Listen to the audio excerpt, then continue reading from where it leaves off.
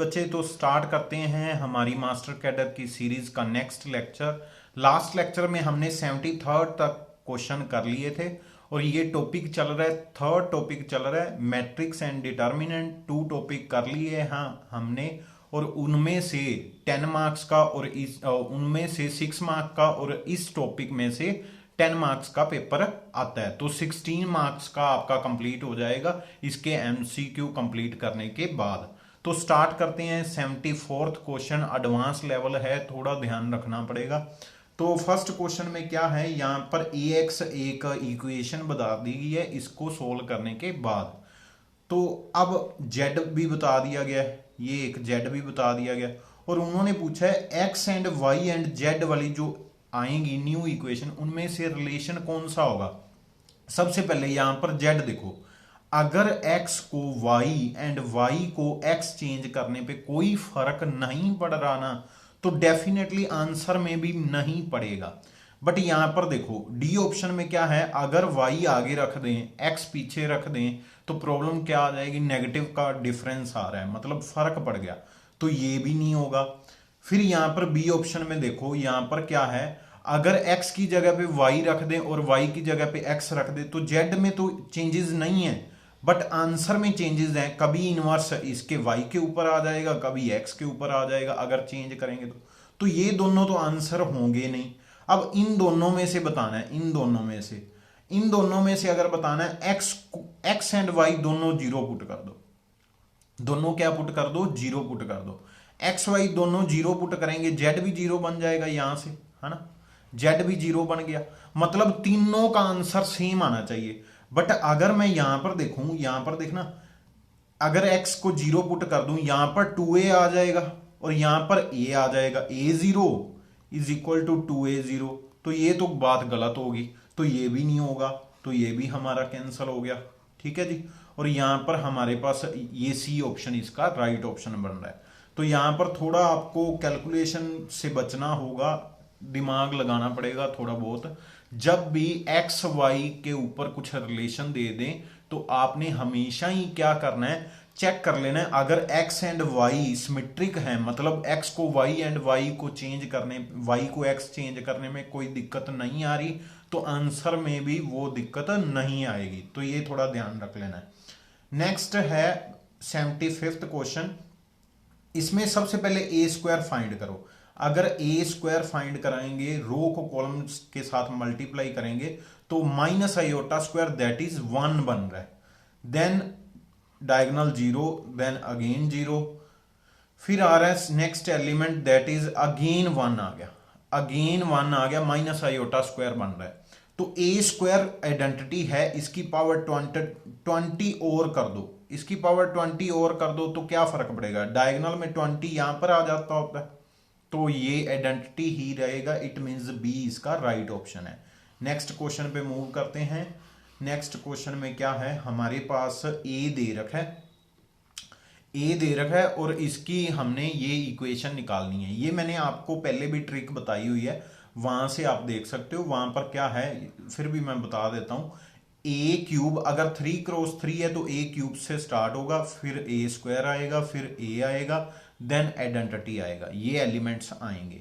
यहां पर आ जाता है माइनस ट्रेस ऑफ ए का ट्रेस आ जाएगा, यहां पर प्लस के, यहां पर m1 m11 m22 and m33 का प्लस, मतलब माइनर्स निकालनी पड़ेंगी। उन तीनों डायगोनल वाली माइनर्स जो हैं उन तीनों का सम आता है, और यहां पर आता है माइनस डिटर्मिनेंट ऑफ ए। ठीक है, अब यहां पर देख लो डिफरेंट कौन से हैं, एक डिटर्मिनेंट, अगर ट्रेस की बात करें तो ट्रेस बन रहा है 3, तो यहां पर -3a² होगा, माइनस के 3a² इसके पास भी नहीं है और इसके पास भी नहीं है, तो ये तो पहले ही छोड़ दिए मैंने। ठीक है, और इन दोनों में अब डिफरेंस देखो कौन से एलिमेंट पर डिफरेंस है, तो डिटर्मिनेंट वाले एलिमेंट पे डिफरेंस नहीं है तो वो मैं नहीं चूज करूंगा। इट मींस मुझे माइनर्स निकालनी पड़ेंगी, मुझे माइनर्स निकालनी पड़ेंगी, वो भी क्या है, या प्लस का आंसर आएगा या माइनस का आंसर आएगा।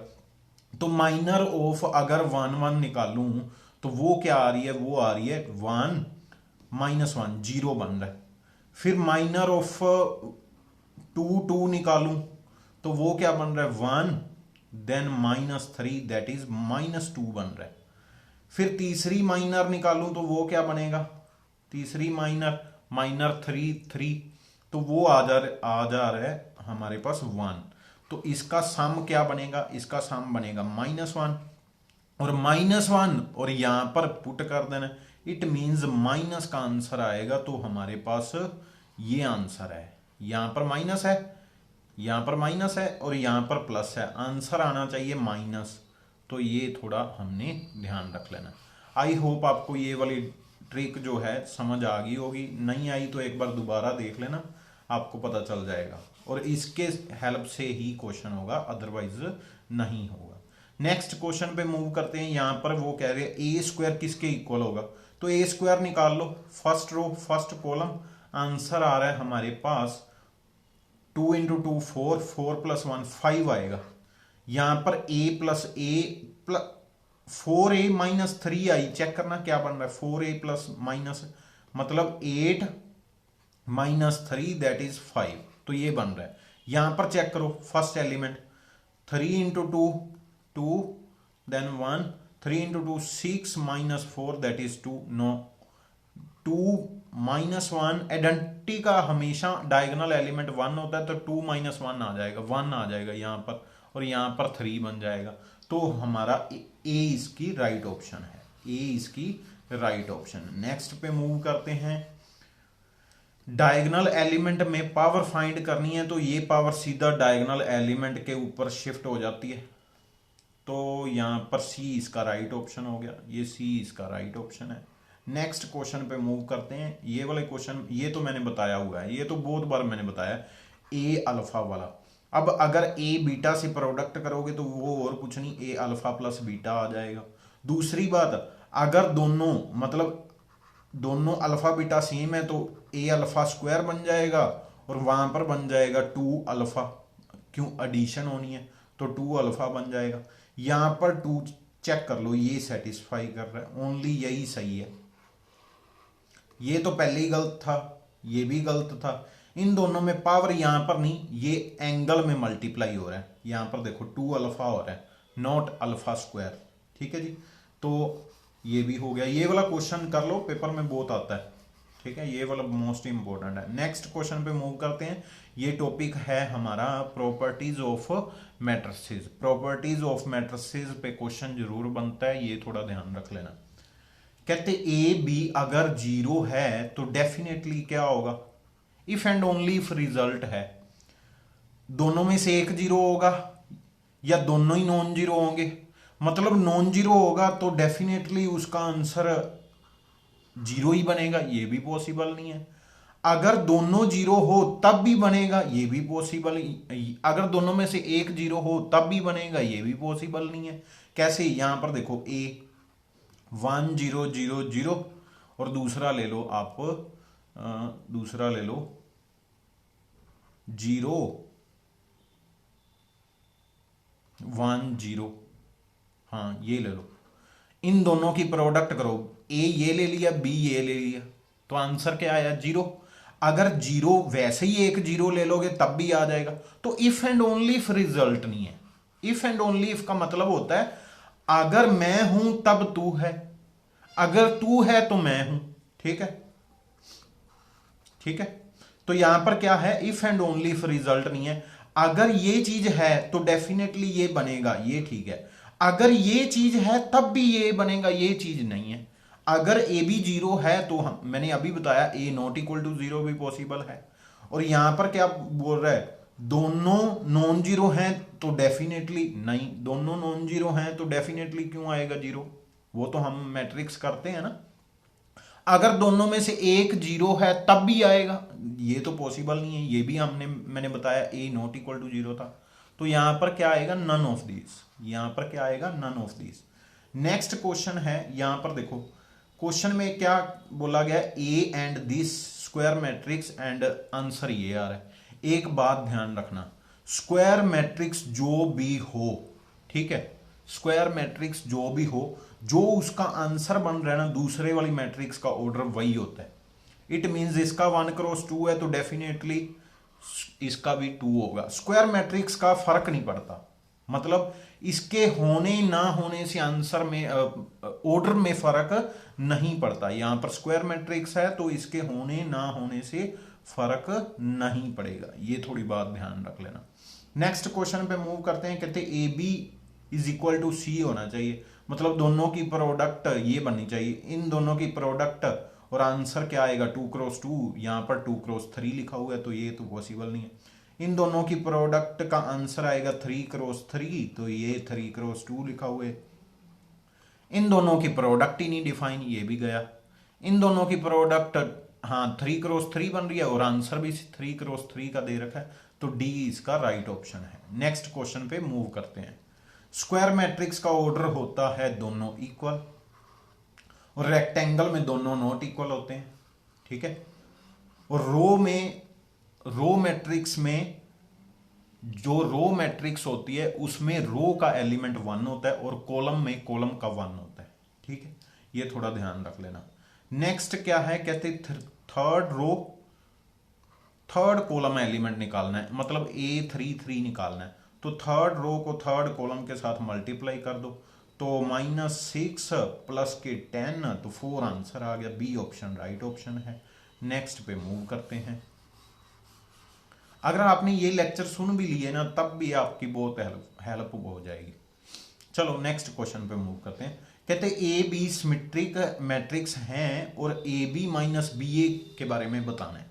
सबसे पहले ये ध्यान रखना, मैंने पीछे भी एक रिजल्ट बताया था, अगर आपने ध्यान दिया, नेगेटिव तो स्क्यू सिमेट्रिक बनता होता है, माइनस तो स्क्यू सिमेट्रिक बनता होता है, बट इसमें ये चीजें होल्ड नहीं करती। अगर सिमेट्रिक है तो ये भी सिमेट्रिक होगा, बट प्रोडक्ट वाले में होल्ड करती है। अब मैं एक शॉर्ट ट्रिक बता दूं, जब भी प्रोडक्ट वाले की बात हो और सिमेट्रिक गिवन हो, मतलब आपने ट्रांसपोज का आंसर क्या है, ए है, तो आपने ना सिंपली क्या करना है, ए बी माइनस बी ए है, ठीक है। अब इसका ट्रांसपोज करना है, आपने कुछ नहीं करना, इसकी पोजीशन चेंज कर देनी है। ए बी की जगह, मतलब इन दोनों की रिवर्स ऑर्डर कर देना है। जब भी ट्रांसपोज लेना है तो रिवर्स ऑर्डर कर देना है।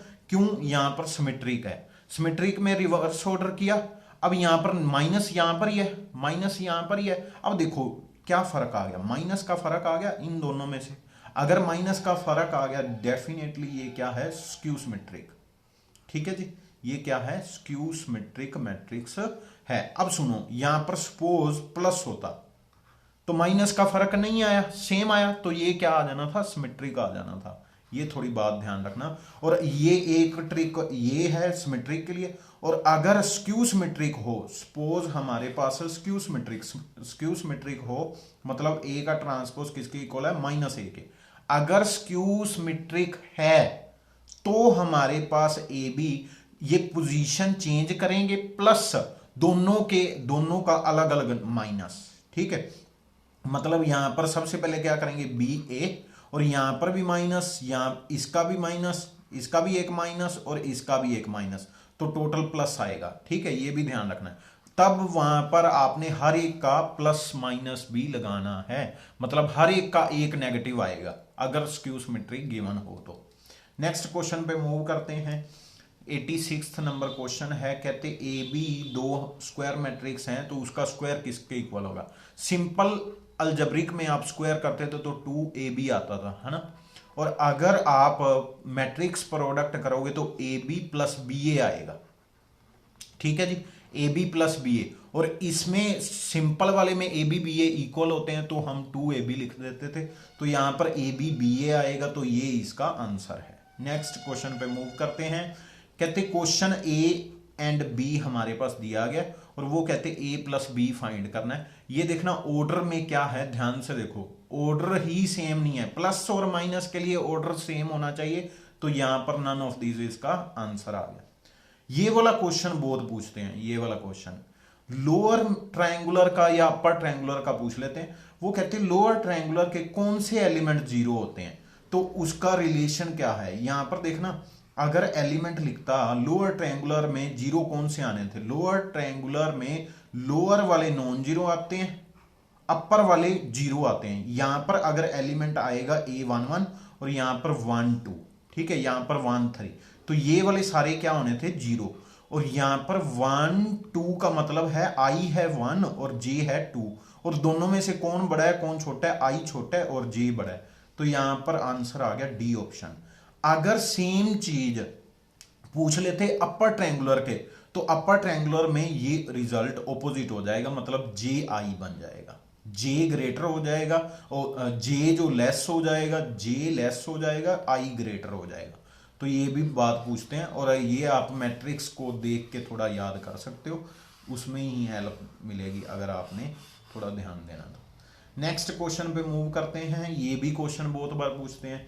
ये कहते हमारे पास ए एन का ऑर्डर, मतलब ए का ऑर्डर है एन और इसका डिटर्मिनेंट बताना है।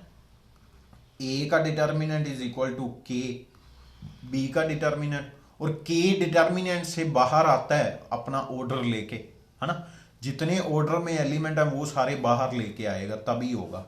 तो यहां पर हमारे पास सी इसका राइट ऑप्शन है। Which of the following is not defined, इन दोनों की अगर देखो ध्यान से, A and B, A square matrix है, बी रेक्टेंगुलर है, दोनों की एडिशन पॉसिबल है नहीं है, उन्होंने पूछा था नॉट डिफाइन, तो ये सी ऑप्शन राइट ऑप्शन है। नेक्स्ट क्वेश्चन है, वो कहते इनमें से कौन सा ट्रू है। यहां पर सबसे पहले ये दोनों एक दूसरे के माइनस नहीं हैं। यहां पर देख लो, अगर ए आगे होता, अगर ए आगे होता फिर माइनस है, अदरवाइज नहीं है, तो ये भी गलत है। दोनों का प्लस करेंगे, यहां पर a माइनस बी बन रहा है, यहां पर b माइनस ए बन रहा है, और दोनों का माइनस करेंगे a प्लस बी बन जाएगा, तो वो भी दोनों इक्वल नहीं है, ये भी नहीं है। उन्होंने पूछा था करेक्ट स्टेटमेंट।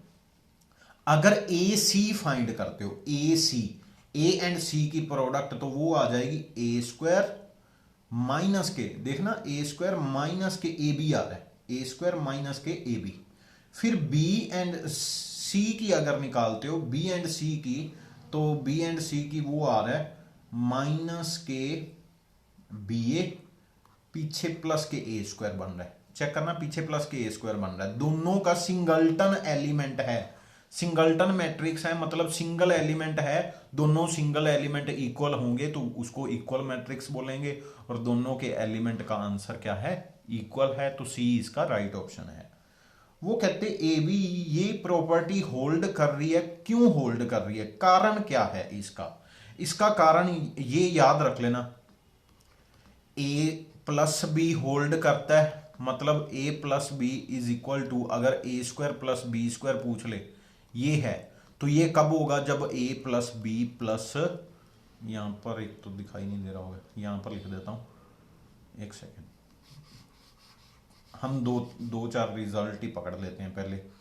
ये रिजल्ट याद करना, ए स्क्वायर प्लस बी स्क्वायर अगर हो, तो यहां पर ए प्लस बी का होल स्क्वायर, ये तब बनेगा जब ए बी बी ए दोनों जीरो होगा, दोनों का प्लस क्या होगा, जीरो। अगर यहां पर सेम चीज यहां पर माइनस भी बोल दे, प्लस माइनस दोनों के लिए, प्लस माइनस दोनों के लिए रिजल्ट है, ठीक है। और अगर A square minus B square पूछ रहे हैं, A minus B equal to A plus B, मतलब वो जो अलजब्राइक में आप करते थे वो होल्ड कर रहा है, तो यहां पर ए बी माइनस बी ए होगा, याद रखना, यहां पर माइनस होगा, यहां पर माइनस होगा, और यहां पर प्लस होगा। इन प्लस माइनस के लिए यहां पर प्लस होगा, ठीक है, और ये यहां पर ये देखना, प्लस के लिए प्लस, माइनस के लिए माइनस, याद रखना भी इजी है, ठीक है जी। तो नेक्स्ट इधर चलते हैं। तो हमारे पास क्या पूछा गया, वो कहते हैं ये कब होगा, ये कब होगा अभी पढ़ा है हमने, है ना, इसको अगर उधर ले जाएं तो माइनस बनेगा, तो माइनस के लिए माइनस हमने याद किया है, अभी किया है। नेक्स्ट है, वो कहते A B, A plus B and B plus से, कहते सेम ऑर्डर के हैं, तो क्या चीज पॉसिबल है, तो प्लस में कम्यूट हो जाता है, प्लस माइनस में सब कुछ, प्लस में सब कुछ पॉसिबल है, प्रोडक्ट में कम्यूट नहीं पॉसिबल, बाकी सारी प्रॉपर्टीज जो अलजेब्राइक हैं वो होल्ड करती हैं। विच of the following is incorrect, ये हमने किया है, ये इनकरेक्ट है। क्यों, कारण क्या है, यहां पर उन्होंने दिया तो हुआ नहीं भाई A B minus B A zero है। ये तभी पॉसिबल है जब ये जीरो गिवन हो, ठीक है। तो बाकी तो डबल ट्रांसपोज सेम होता है, कम्यूट करेंगे तो ये पावर एन अलग अलग हो जाती है। और ये भी सेम चीज है, इन दोनों का चेक करो, ये तो बन ही सेम रहा है, ए माइनस ए बन रहा है, ये कट हो गया है ना, ए माइनस ए बन रहा है, तो ये तो सही है। सिर्फ और सिर्फ फर्स्ट ऑप्शन रॉन्ग थी। वो कब होल्ड करेगी, जब A B is equal to B A होगा। Next question, which of the following is incorrect. Incorrect कौन सा है, adjoint of symmetric is symmetric, सही है। अर्जॉइंट हो, इनवर्स हो, जो सिमेट्रिक है सिमेट्रिक, डायगोनल डायगोनल रहेंगे। Adjoint of unit matrix is unit, वो भी सेम रहता है, यूनिट मैट्रिक्स बोलते हैं। आइडेंटिटी का अर्जॉइंट निकालो, इनवर्स निकालो, सब सेम आते हैं। डिटर्मिनेंट आइडेंटिटी का वन होता है, और ये प्रॉपर्टी भी हमने लर्न की हुई है। देन है कहते adjoint of a diagonal matrix, adjoint diagonal का डायगोनल आएगा, तो कोई यहां पर कोई भी इनकरेक्ट नहीं है, सभी सही है। नेक्स्ट है ये कोफैक्टर मैट्रिक्स है। कोफैक्टर मैट्रिक्स वही जो आप अर्जॉइंट ऑफ ए निकालते हो ना, वही अप्रोक्सीमेट वही होती है, मतलब उसका अर्जॉइंट ऑफ ए का डिटर्मिनेंट निकालो या इसका निकालो, आंसर सेम आता है। तो वो क्या आंसर आता है हमेशा याद रखना, एक डिटर्मिनेंट, ये देखना यहां पर रिजल्ट सुनो, ए इनवर्स किसके इक्वल होता है, ए इनवर्स होता है adjoint of A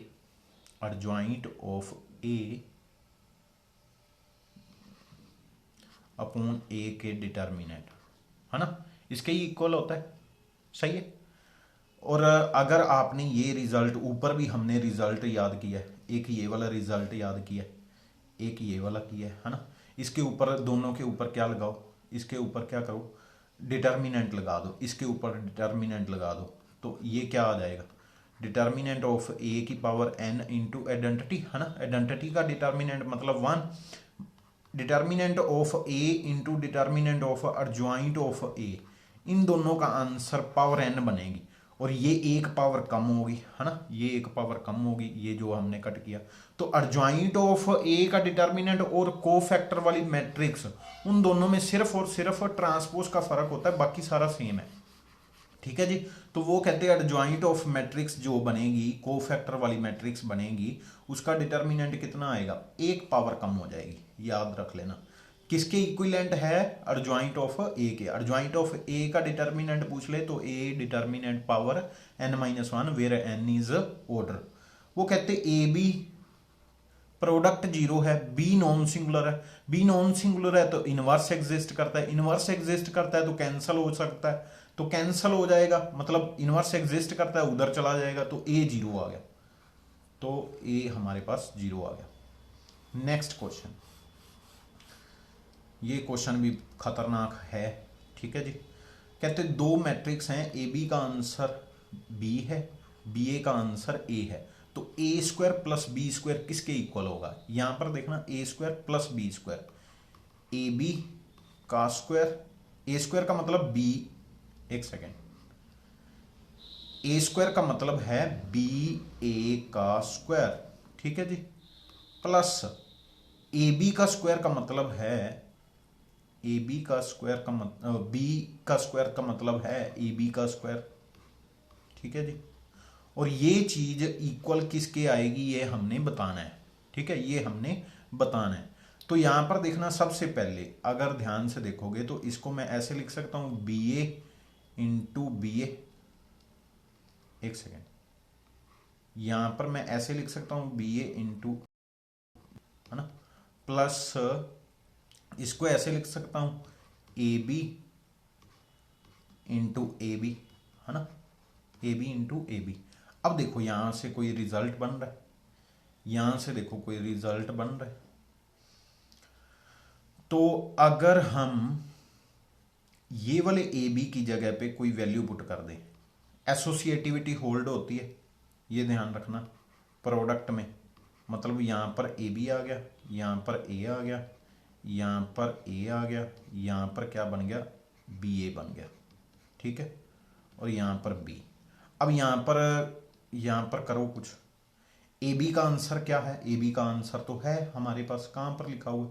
A B का आंसर है यहाँ पर दिया हुआ है, ए बी का आंसर बी दिया हुआ है। ए बी का आंसर बी दिया हुआ है, तो बी इंटू बी हो गया, दैट इज बी स्क्वायर, ए आ गया, है ना। फिर यहाँ पर अगर देखें तो यहाँ पर बी ए का आंसर है, बी ए का आंसर क्या दिया हुआ है? प्लस के ए, बी ए का आंसर दिया हुआ है ए, तो ए स्क्वायर आ गया, साथ में बी आ गया, ए स्क्वायर और बी स्क्वायर यहाँ पर बन गया, है ना। अगर ए स्क्वायर बी स्क्वायर बन गया, यहाँ पर कुछ कॉमन आ रहा है, अगर कुछ कॉमन निकाल दें तो क्या बनेगा? अगर कुछ कॉमन निकाल दे तो क्या कॉमन क्या आएगा, पहले ये बताओ।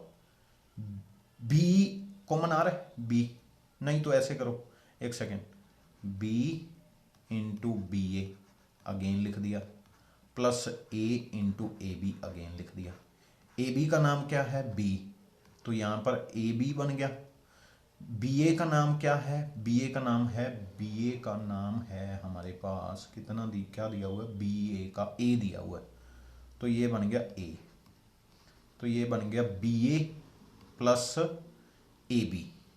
अब देखो ए बी का क्या दिया था? हाँ, ए बी क्या क्या दिया था? बी दिया था, सही है। B A plus A B बन गया, B A plus A B बन गया। अब B A plus A B तो हमारे पास ए है और ए बी का नाम बी है, ए प्लस बी बन गया, फाइनली ए प्लस बी बन गया, फाइनली ए प्लस बी बन गया। सी इसका राइट ऑप्शन है, सी इसका राइट ऑप्शन है। आज के लिए इतने क्वेश्चन बहुत हैं। थैंक यू बच्चे, हैव अ नाइस डे। जय हिंद, वंदे मातरम।